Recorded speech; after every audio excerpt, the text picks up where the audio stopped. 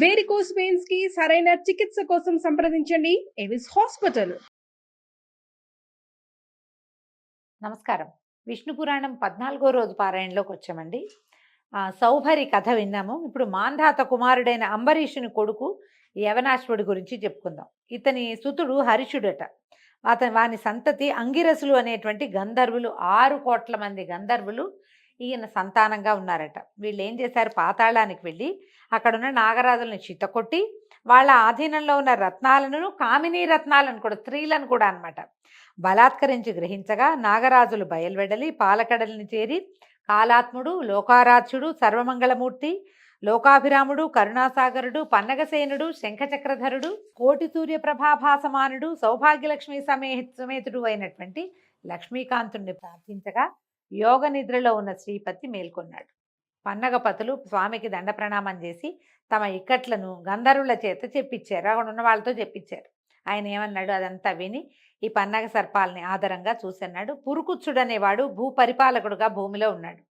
నా ప్రభావం ఆ పరిపాలకుడికి అంగరక్షగా ఉంది. మీరు వెళ్ళి ఆ రాజును కోరండి, అతను గంధర్వులని అవలీలగా సంహరించి మీకే మేలు కలిగిస్తాడు. పురుకుచ్చుడి దగ్గరికి వెళ్ళమన్నాడు. నాగపతులు వెనక్కి తిరిగి ఏం చేశారు, తమ లోకానికి వచ్చి అంతా ఓ చోట కూర్చుని ఆలోచించారు. ఈ రాజుగారి దగ్గరికి ఎవరిని పంపించాలి అంటే, ఇంతలో ఏమైంది, ఒక ముని వచ్చాడు. ఆ ముని వచ్చి ఏం చెప్పాడంటే, దీనికి ఎవరిని పంపించాలో ఆయన ఐడియా ఇస్తున్నాడు. పురుకుచ్చుడు నర్మదా నది యందు అత్యధిక ప్రేమతోటి ఉన్నాడు. నర్మద కూడా ఆయన పట్ల అనురాగంతో ఉంది. నర్మదా యొక్క నది స్త్రీ రూపం అన్నమాట. మీరు వెళ్ళి నర్మదకి మీ బాధ చెప్పి ప్రార్థించండి, ఆమె కనికరించి పురుకుచ్చుడిని ప్రేరేపిస్తుంది. అప్పుడు ఆ రాజుగారి తరలొచ్చి మీ పక్షాన్ని నిలబడి మీ శత్రువుల్ని హతమారుస్తాడని చెప్పాడు. ఇంతలో అనుకోకుండా వీళ్ళందరూ ఇలా సమావేశంగా ఉన్నప్పుడు నర్మద ఒక దివ్యకాంతగా మారి అక్కడికి వచ్చిందట. ఈ పాములు సర్పాలందరూ ఆమెను బతిలాడుకున్నారమ్మా, ఇది మా పరిస్థితి అంటే, సరే ఈవిడేమంది, ఉండండి నేను పురుకుచ్చుడిని తీసుకొస్తానని పురుకుచ్చుడి దగ్గరికి వెళ్ళి పాతాళానికి తీసుకొచ్చేసారు కల్లా. అప్పుడు వీళ్ళు ఆయన్ని సముచిత రీతిని సత్కరించి, నాయన మహారాజా, విష్ణువు మాకు చెప్పాడు, మమ్మల్ని మాకు మేలుగా కలగజేస్తావని, కాబట్టి ఆ మాట సఫలం చేయి. నీ పేరు మేము మహావిష్ణువు దగ్గరే విన్నాము, మాకు సహాయం చేయమని అడిగారు. అయితే ఈ పురుకుచ్చుడు ఏం చేశాడు, ఈ నాగులకి శత్రువులుగా ఉన్న గంధర్వులను ఎదిరించి సహజము విష్ణు ప్రభావ భరితము అయినటువంటి భుజబలంతో ఈ 6 కోట్ల మంది గంధర్వుల్ని సంహరించేశాడట. నాగులకి నిర్భరమైన ఆనందాన్ని కలిగించాడు. వాళ్ళకి ఎలాంటి కష్టం లేకుండా చేసి వాళ్ళ వల్ల స్వకులాభివృద్ధి, నువ్వు వంశాభివృద్ధిని వరంగా పొంది ఇంటికి వచ్చేసి సంతోషంగా ఉన్నాడు. ఇలాంటి ఉపకారాన్ని తమకు చేసినటువంటి ఈ నర్మదకి ఏమైనా వరం ఇవ్వాలని ఈ పన్నగ వటువులు ఆమెను పూజించి ఏమన్నారు, అమ్మా నీ పేరు చతుర్థి విభక్త్యంతంగా చేసి చివర నమః చేర్చి ఉభయ సంధ్యలందును భక్తితో స్మరించే వాళ్ళకి సర్పవిషం సోకదు. నీ దివ్యనామం ఉచ్చరిస్తూ భుజించే వారికి ఆ సమయంలో విషం ఇచ్చినా కూడా అది అమృతమవుతుందని వరమివ్వగా నర్మద సంతోషించి అంగీకరించి పురుకుచ్చుని వద్దకు వెళ్ళి అనురాగంతో అతన్ని వరించింది. ఏమిటో విశేషంగా చతుర్థి విభక్త్యంతంగా చెప్పేవంటే ఏం లేదండి, చాలా నర్మదాయై నమః, మనం రమాయై నమః చెప్పుకుంటాం, లక్ష్మి అయి నమః అని చెప్తాం, పార్వతి అయి నమః, గౌరీ అయి నమః, ఇవన్నీ చతుర్థి విభక్త్యంతాలు. ఇక్కడ కూడా అంతే, నర్మదాయై నమః అనుకోవాలి. అంటే గనక ఎవరైతే ఉభయ సంధ్యల్లో స్మరిస్తారో సర్ప విషం సోకదట. నర్మదాదేవి పాములకి ఇలాంటి ఉపకారం చేసింది కాబట్టి ఆమె ఏం చేసింది, పురుకుచ్చుడి దగ్గరికి వెళ్ళి ఆయన్ని వరించిందట. ఈ దంపతులకి త్రసదస్యుడు అనేవాడు జన్మించాడు. అతని సుతుడు అనరణ్యుడు. ఈ అనరణ్యుడు ఒకసారి ఏం చేశాడట, యజ్ఞం చేస్తుంటే రావణుడు వచ్చి ఈ అనరణ్యుడిని చంపేశాడు, యజ్ఞాన్ని పాడు చేసి వెళ్ళిపోయాడట. అనరణ్యుని కుమారుడు హర్యాక్షుడు, ఇతని కొడుకు వసుమణుడు, వాడి కొడుకు ప్రియారణుడు, అతని సుతుడు సత్యవ్రతుడు వశిష్ఠుని శాపం చేత త్రిశంకునామంతో చెండాలుడై ఉన్నాడు. ఆ కాలంలో 12 సంవత్సరాలు వాన లేక పాడి పంటలు కరువైపోయాయట. ఆనాటి దుర్దశలో త్రిశంకుడు అడవిలో మృగాల్ని చంపి వాటి మాంసాన్ని విశ్వామిత్రపుత్ర కళత్రాదులకి ఇస్తూ గంగ ఒడ్డున ఒక మర్రి చెట్టు కింద వాళ్ళకి నివాసం ఏర్పరిచి ఈ చెండాలుణ్ణి అనుగ్రహించండి అని ప్రార్థించేవాడట. అలా కొన్నాళ్ళు కాగా విశ్వామిత్రుడు అతని వృత్తాంతం తెలుసుకుని కనికరించి పరమ పావనుణ్ణి చేసి సశరీర స్వర్గాన్ని కలిగించాడు. త్రిశంకు స్వర్గం కదా, మళ్ళీ ఇంకొకసారి వివరంగా చెప్పుకుందామండి. విశ్వామిత్రుడి వల్ల ఈ త్రిశంకుకి స్వర్గప్రాప్తి కలిగింది. స్వర్గంలో వాళ్ళు కిందకి తోసేస్తే విశ్వామిత్రుడు ఇంకొక స్వర్గాన్ని సృష్టించాడు అతని కోసం. భూమి ఆకాశాల మధ్యలో త్రిశంకు స్వర్గం అంటారు, మధ్యలో ఉందట. ఆ త్రిశంకుని కుమారుడే హరిశ్చంద్రుడు. ఈ హరిశ్చంద్రుడు సకల సంపదలు విశ్వామిత్రునికి సమర్పించి సత్యవ్రతాన్ని పరిపాలించి సత్యహరిశ్చంద్రుడని సార్థక నామధేయుడయ్యాడు. భుజబలంతో సప్తద్వీపాలు తనవిగా తన ఆజ్ఞ చెల్లేటట్టుగా రాజ్యం చేశాడు. సాక్షాత్తు శ్రీహరిలాగా చిరకాలము సర్వసమృద్ధిగా భూమిని పరిపాలించాడు. రాజసూయ అశ్వమేధ యజ్ఞాలు నిర్విఘ్నంగా ఎన్నో చేశాడట. అంతమందు దేవలోకంలో ఇంద్రుని సింహాసనానికి పక్కనే దివ్య సింహాసనాసీనుడయ్యాడు. ధర్మానికి హరిశ్చంద్రుడు పురుష రూపంగా ఉన్నాడు. మనం ఎందరో రాజుల కథలు చెప్పుకున్నాం. హరిశ్చంద్ర ప్రఖ్యాతమైన గాథ అందులో. ఈ హరిశ్చంద్రుని కుమారుడు లోహితాశ్వుడు, అతని కొడుకు హరిషుడు, హరిషుని కొడుకు చంచుడు, వాని కొడుకులు విజయుడు వసుదేవుడు అని ఇద్దరు. విజయుని కొడుకు రురుడు, అతని కొడుకు వృకుడు, వాని తనయువు బాహుడు. బాహుడు రాజ్యపాలన చేస్తుండగా హైహైలు ఆకస్మికంగా వచ్చి రాజ్యం ఆక్రమించుకోగా బాహుడు చేసేదేం లేక భార్యా సమేతుడై ఔర్వ మహాముని ఆశ్రమానికి వెళ్ళిపోయాడు. అయితే అతని భార్య నిండు గర్భిణిగా ఉందట. ఒకనాడు ఆ ఇల్లాలకి ఏంటంటే కష్టం వచ్చింది. ఒక భార్య తాలూకు సవిత అంటే రెండో భార్య. ఆవిడకి ఏమనిపించేది, తనకి సంతతి లేదనే విచారము, సవతికి సంతతి కలుగుతుందనే కోపము ఏకం కాగా ఈ విషం పెట్టిందట. సవితికి విషం పెట్టేసరికల్లా ఆ గర్భం స్తంభించిపోయి ఉండిపోయిందట. అలా 7 సంవత్సరాలు అయింది. 7 సంవత్సరాలు అయిన తర్వాత ఈ బాహుడు పరలోక గతుడయ్యాడు. గర్భం అట్లాగే ఉండిపోయిందట. అంతట గర్భవతి అయిన పట్టమహిషి భర్తతో సహగమనం చేయటానికి సన్నద్ధురాలై చితి దగ్గరికి చేరేసరికి ఆవిడ కూడా సహగమనం చేద్దామనుకుంది. 3 కాలాలు తెలిసిన మహాముని అయినటువంటి ఔర్వుడు ఆశ్రమంలో నుంచి బయటకు వచ్చి ఏం చెప్పాడట, పట్టమహిషిని భారించాడట. అమ్మా, నువ్వు చితిలో ప్రవేశించకు. నీ కడుపులో ఉన్న బిడ్డ అసమాన బలపరాక్రమాలు కల వీరుడై విరోధి యముడై భాస్కర సమతేజుడై రాణిస్తూ ఏకఛత్రాధిపత్యంగా భూమిని పరిపాలిస్తాడు. ఎన్నో యజ్ఞాలు దేవతలకు నరులకు సంతుష్టిగా చేస్తాడమ్మా. చక్రవర్తి అవుతాడు. బలిష్ఠులైన కొడుకులు మిక్కిలిగా కలవాడవుతాడు. ఈ సాహసాన్ని విడిచి ధైర్యంగా ఉండు అని చెప్పాడు. చెప్పేసరికల్లా ఈవిడేం చేసింది, ధైర్యంగా ఉండి భర్తకి పరలోక క్రియలు చేయవలసినవన్నీ చేసేసి ముని ఆశ్రమంలోనే ఉన్నది.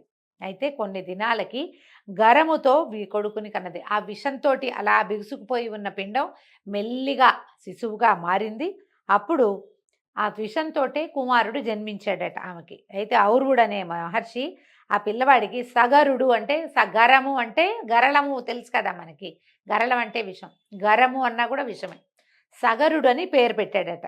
అయితే పేరు పెట్టి జాతకర్మాది క్రియలు జరిపించి చెవులోపనయనాదులు, విద్యాభ్యాసము, శాస్త్రము, అస్త్రశస్త్రాదులు అన్నిటికి సంబంధించిన శిక్షణ, ఎన్నో విద్యలు నేర్పించాడు. అయితే ఏమైంది, ఒకనాడు సగరుడు తల్లి దగ్గరికి వచ్చి అడిగాడట, అడవుల్లో ఉండటం ఎందుకమ్మా మనకి, మనం ఇక్కడ ఎందుకున్నావు, మా తండ్రి ఎక్కడున్నాడు అని అడిగితే అప్పుడు ఏం చెప్పేది, నాయన హైహైలు మూకమ్మడిగా వచ్చి పోరాడి మీ తండ్రిని అడవులకి పారదోలారు. తర్వాత సవితి మీ పింతల్లి నాకు విషం పెట్టింది. మీ నాన్నేమో ఇలా పరలోక గతుడు అయ్యాడు. ఔరుని చేయూతతోటి నేను నిన్ను ఇట్లా పెంచాను నాయన అనేసరికల్లా ఇతను ఏం చేశాడట, సగరుడు ఆ దుష్టుల్ని వధించి ముల్లోకాల్లోనూ మా నాన్న కీర్తిని వ్యాపింపచేస్తానని చెప్పి హైహైలను యుద్ధానికి పురికొల్పి అందరినీ ముక్కలు చెక్కలుగా ఖండించేశాడట. అయితే ఈ సగరుడి బలపరాక్రమాలు, ఈ పరాక్రమాన్ని చూసి శక యవన కాంభోజాదులు బెదిరి పారిపోయి వశిష్ఠుని దగ్గరికి చేరారట. వశిష్ఠుడు ఆలోచించి వాళ్ళని కులాచారాలు విడిచి గతి తప్పిన వారిగా, బతికున్న చచ్చిన వారిగా చేసి సగరుడి దగ్గరికి వెళ్ళాట. వెళ్ళి, రాజా నీ ప్రతిజ్ఞ చెల్లింది, హైహైలంతా చచ్చిపోయారు, వీళ్ళంతా కూడా చచ్చిన వాళ్ళతోటే జమ. ఎందుకంటే వీడు ఎప్పుడైతే కులాచారాన్ని పాటించలేదో వాడి బతుకున్న వాడి కింద లెక్కే కాదు. నీకు భయపడి ప్రాణరక్షణ కోరుతూ నా శరణు వచ్చారు. శరణన్న వాళ్ళని కాపాడాలి. నేను మీ వంశీయుల కులగురువుని, ముందు నుంచి నా మాట మన్నించాలంటే సరే ఆయనకు ఒప్పుకొని ఏం చేశాడట, ఆ రాజుల్ని విడిచేసి మీ స్థానాల పోండి, మీ రాజ్యాలు మీరు పరిపాలించండి అని పంపించేశాడు. అప్పటి నుంచి యవనులు బోడి తల్లల వాళ్ళు, యవనులకి నెత్తి మీద జుట్టు లేదట. శకులు సగం బోడి తల్లట. పారదులు విరబోసిన జుట్టు కలిగిన వాళ్ళు, ప్లవులు మీసాలు గడ్డాల వారు, కాంభోజులు అధ్యయనం లేని వారు అయ్యి ఈ కులాలు అంటే వీళ్ళందరూ మనవాళ్లే. శకులు, యవనులు, కాంభోజులు వీళ్ళంతా కూడా భూమి మీద మనతో పాటు ఉన్నవాళ్లే. వీళ్ళని ఇట్లా విడిచిపుచ్చటం వల్లే ఇలాంటి ఇవి వచ్చినాయన్నమాట, పద్ధతులు వచ్చాయన్నమాట. వాళ్ళకి తమ తమ కులాచారాలు విడిచి బ్రాహ్మణులకు దూరమై మ్లేచ్ఛులయ్యారు. ముందంతా వీళ్ళు ఇదే వంశాలకు చెందిన వాళ్ళు, సూర్యవంశానికి చెందిన వాళ్ళు, చంద్రవంశానికి చెందిన వాళ్ళే మొదట. ఇలాగ సగరుడు తండ్రి శత్రువులను దునుమాడి తన నగరానికి వచ్చి అభిషిక్తుడై 7 దేవులకు అంటే సప్ద్వీపాలకి ఏకంగా ఉన్నటువంటి వసుంధరని పరిపాలించి చాలా అద్భుతమైన చరిత్ర కలిగిన వాడై ఉన్నాడు. వినతాకశ్యపుల కుమార్తె అయినటువంటి సుమతిని, విదర్భ రాజపుత్రికైన సుకేసిని పెండ్లాడి రాజ్యభోగాలు అనుభవిస్తూ హాయిగా ఉన్నాడు. ఉన్న తర్వాత పుత్రకాంక్షతోటి భార్యల కోసం ఔరువుని దగ్గరికి వెళ్ళి ఆయన చెప్పాడట, నాకు కుమారులు కావాలని కోరుకునేసరికల్లా ఆయన ఏం చేశాట, ఒక భార్యకేమో వంశవర్ధనుడైన కుమారుడు, ఇంకొకటికి 60 మంది కుమారులు కలుగుతారని చెప్పాడట. విదర్భ రాజపుత్రి ఒక కూతుర్ని ఒక కొడుకుని కోరుకుందట, నేను అంతమంది పిల్లల్ని కనలేనని. అలాగే సరే ఏమైంది, కాశ్యపి వినతా కశ్యపుల కుమార్తె అయిన సుమతి నాకు 60 మంది కుమార్తెలు కావాలి. మనం 60,000 మంది అని కథల్లో వింటామండి. 60,000 మంది అని కూడా ఉన్నది ఒక చోట. ఈ భాగంలో మనకు 60 మంది అని కనపడుతుంది. తర్వాత ముని అనుజ్ఞతోటి నగరానికి వచ్చేశారు. సుకేసికి ఒక కొడుకు కలిగాడు, వాడి పేరు అసమంజసుడు. ఈ సుమతికి 60,000 మంది 60 మంది కుమారులు జన్మించారు. ఈ అసమంజసుడు ఏంటంటే పేరుకు తగినట్టుగానే తమ్ముళ్ళని వెంట పెట్టుకుని ఎన్నో రకాల చెడు పనులే చేసేవాడు. పిల్లల్ని నీళ్లలో ముంచేసేవాట, సరదాకి చేసేవాడు. దాంతో ఏంటంటే ఓర్చుకుని ఉండేవాళ్ళు ప్రజలంతా కూడా, రాజుగారి అబ్బాయి లేక కలిగిన కొడుకు ఏమంటాము అని ఊరుకునేవాళ్ళు. అయితే అతను అసమంజసుడు యువకుడయ్యాక కూడా అతని దుర్మార్గం, చిన్నతనంలో బాల్యచేష్టలు కాదు, పెద్దవాడయ్యాక కూడా అలాగే క్రూరమైన దుర్మార్గమైన విపరీతమైన ప్రవర్తన కలిగి ఉండేవాడు. అతనికి ఒక కుమారుడు కూడా కలిగాడట. అయితే ఈ మనవడిని చూశాను చాలు అనుకుని ఈయన ఏం చేశాడు, సగరుడు అసమంజసుడిని వెళ్ళగొట్టేశాట. మళ్ళీ అసమంజసుడి కథ మనకి కనపడదు, ఏ కథల్లోనూ ఎక్కడా చెప్పరు, అతను వెళ్ళగొట్టేయటం మాత్రమే తెలుస్తుంది. అయితే అసమంజసుని యొక్క తమ్ములైన ఈ 60 మంది కూడా అన్నలాగానే దుష్ట చరిత్రలే, లోకానికి చికాకు కలిగించేవాళ్ళు. అయితే యజ్ఞాలు పాడు చేయటం, తపస్సులు సాగకుండా చేయటం, కోతి కొంటె పనులు చేసేవాళ్ళు అనమాట. దేవతలు సహించలేకపోయేవాళ్ళట వాళ్ళని. అయితే ఏమన్నారు, వీళ్ళు వెళ్ళి విష్ణుమూర్తికి చెప్పారట, నీ అంశతోటి జన్మించినటువంటి మహాతపస్వి కపిలుడు విష్ణుమూర్తి యొక్క అంశతోటి జన్మించాడు, ఆయన దగ్గరికి వెళ్ళారు. ముందు విష్ణువు దగ్గరికి వెళ్ళి మాకు ఏదైనా మార్గం చెప్పమంటే ఆయన కపిలుడి దగ్గరికి వెళ్ళమన్నాడు. కపిలుడి దగ్గరికి వెళ్ళి ఇలాగా సగరుని కొడుకుల దుష్ప్రవర్తన, వాళ్ళు ఎట్లా ప్రవర్తిస్తారు, యజ్ఞయాగాదులు ఎట్లా పాడు చేస్తున్నారు, దేవతల అంశభాగాల్ని రానివ్వకుండా ఎట్లా చేస్తున్నారు చెప్పాము. నువ్వు పద్మాక్షుడివి, భగవంతుని అంశతోటి జన్మించిన వాడివి కాబట్టి వీళ్ళ ఆటలు ఇట్లాగే సాగనిస్తే క్రమంగా యజ్ఞవ్యాగం అనేది నశించిపోతే మేమేం చేయాలి.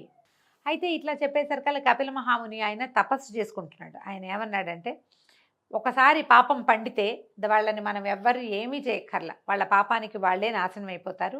వాళ్ళు చేసినటువంటి పాపపుణ్య కర్మల ఫలితం వాళ్ళు అనుభవిస్తారు. కాబట్టి అచిరకాలంలో పాపకర్మలైన సగరనందనులు రూపుమాసిపోతారు, మీరు బాధపడకుండా వెళ్ళండి, వాళ్ళ కాలం సమీపిస్తుందని చెప్పి పంపించేశాడు. ఇంతలో ఏమైందట, సగరుడు ఇలా పిల్లలు విపరీత ప్రవర్తన కలిగి ఉన్నారు, వీళ్ళకి ఏదైనా సరైన పని పెట్టాలని అశ్వమేధ యాగం చేయడానికి దీక్ష పూని అశ్వ రక్షణ కోసం తన కుమారులను నియోగించారట. ఈ 60 మంది లేదా 60,000 మంది గుర్రం వెనకాల ప్రయాణం చేశారు. కొంత దూరం వెళ్ళిన తర్వాత ఏమైంది, దేవదూత ఒకడు వీళ్ళని మోసం చేసి యజ్ఞాశ్వాన్ని భూమి యొక్క వివరంలోంచి ఒక బిలంలోంచి లోపలికి మళ్లించి నాగలోకంలో తపస్సు చేస్తున్న కపిల మహాముని ఆశ్రమంలో ఆయనకు ఎదురుగుండా ఉన్న ఒక చోట కట్టేసి వెళ్ళిపోయాడు. ఇంతలో సగరనందనులు తేరుకున్నారు. యజ్ఞాశ్వం మాయమైపోయిందని వెతికి గుర్రం కనపడకపోవడంతో భూమి మీద 4 చెరగులా వెతికి చివరికి భూమిని తవ్వి లోపలికి ప్రవేశించి పాతాళంలోకి వెళ్ళిపోయి కపిల మహాముని ఉన్న చోట అక్కడ యాగాశ్వాన్ని చూశారు. అసాధారణ దీక్షతో కళ్ళు మూసుకుని తపస్సు చేసిన మహాముని చూశారు. ఆయన కొంత దూరంలో చెట్టు కింద ఉన్న యాగాశ్వాన్ని చూసేసరికల్లా ఈ ఆయుధాలని జల్పిస్తూ, మా తండ్రి చేస్తున్నటువంటి యజ్ఞాన్ని పాడు చేయడానికి వీడెవడో వడంబడ్డాడు, వీడే తీసుకొచ్చి ఉంటాడని భావించి ఇదట్లా సన్యాసిలాగా నటిస్తున్నాడు, చితకొడదామని చెప్పేసి అందరూ మీదకెళ్ళారట. ఎప్పుడైతే తనని సమీపిస్తున్నారో ఈ 60,000 మంది, ఆయన కళ్ళు తెరిచి చూశాడట. కళ్ళు తెరిచిన మరుక్షణం ఏమైంది, కళ్ళలోంచి నిప్పురవ్వలు వచ్చేసి మొత్తం ఈ 60,000 మంది బూడిదైపోయారు. ఎప్పటికీ యాగాశ్వం వెనకాల వెళ్ళిన కుమారులు రాకపోయేసరికల్లా సగరుడు విచారించి గుర్రాన్ని తోలుకురమ్మని తన మనవడు అసమంజసుడి కుమారుడైనటువంటి అంశుమంతుడిని పంపించాడు. అతను ఈ 4 చెరుగులా వెతుక్కుని తన బాబాయిలు వెళ్ళినటువంటి ఆ భూ వివరంలో ఇంచే నాగలోకాన్ని చేరి ఈ కపిల మహాముని దర్శించి నమస్కారం చేసి ప్రార్థించాడు. ఎందుకంటే సగరుని కుమారులు ధూర్తులు, యుక్తాయుక్త విచక్షణ జ్ఞానం లేని వాళ్ళు, కానీ అంశుమంతుడు అలాంటి వాడు కాదు, చాలా వివరం కలిగిన వాడు, ప్రత్యేకమైన ఆలోచన విధానం ఉన్నవాడు. ఈయన ఎప్పుడైతే కపిలుని ప్రార్థించాడో ఆయన నుతికి ప్రసన్నుడై వత్స గుర్రాన్ని తీసుకుపోయి మీ తాత యజ్ఞం పూర్తి చేయించు అనేసరికల్లా ఇతను అడిగాడు, మా తండ్రులు ఇలా బూడిద కుప్పలైపోయారు, వీళ్ళకి స్వర్గలోక నివాసం అనుగ్రహించంటే ఇప్పుడు కుదరదు అని చెప్పాడు. నువ్వు చెయ్యలేవని నీ పౌత్రుడైన భగీరథుడు అతి తపోనిష్టతో శివుని కృపబడిసి సురగంగని భూమికి రప్పిస్తాడు. ఆ గంగాజల కణాలతో ధరణి పరమపావనమవుతుంది, గంగా ప్రవాహం ఇక్కడికే వస్తుంది, దాని తుంపర్ల చేత నీ తాతలు నీ తండ్రులు పవిత్రులై స్వర్గలోక వాసన అవుతారు. ఈ విష్ణుపాదం నుంచి పుట్టిన ఆ మహానది గాలి సోకినంతనే ఎలాంటి పాపాలైనా ఆ ఏటిలో కలిసిపోతాయి. ఆ పుణ్యనది జలాలలో స్నానం సకల పాపహారం. గంగాజలం ఒక్క కణమైనా సరే శరీరంలో ఏ ఒక భాగంలో పడినా కూడా మనిషి పాప విముక్తుడవుతాడు, నువ్వు గుర్రాన్ని తీసుకుపోనాయన అని చెప్పేసరికి అంశమంతుడు గుర్రాన్ని తీసుకొచ్చేశాడు. తర్వాత యథావిధిగా అశ్వమేధం పూర్తి చేశారు. సగరతనయుల చేత రూపొందిన సముద్రునికి సాగరుడని పేరు వచ్చింది. ఈ భూవివరాన్ని ఎప్పుడైతే వీళ్ళు తవ్వేసరికల్లా అప్పుడు చిన్న జలపాయగా ఉండేటువంటి సముద్రము చాలా పెద్దదైందని చెప్తారండి. ఈ సగర వృత్తాంతంతో ఈరోజు భాగం పారాయణ పూర్తయిందండి. రేపు ఉదయం మళ్ళీ తర్వాతి భాగంలో కలుసుకుందాము. నమస్కారం.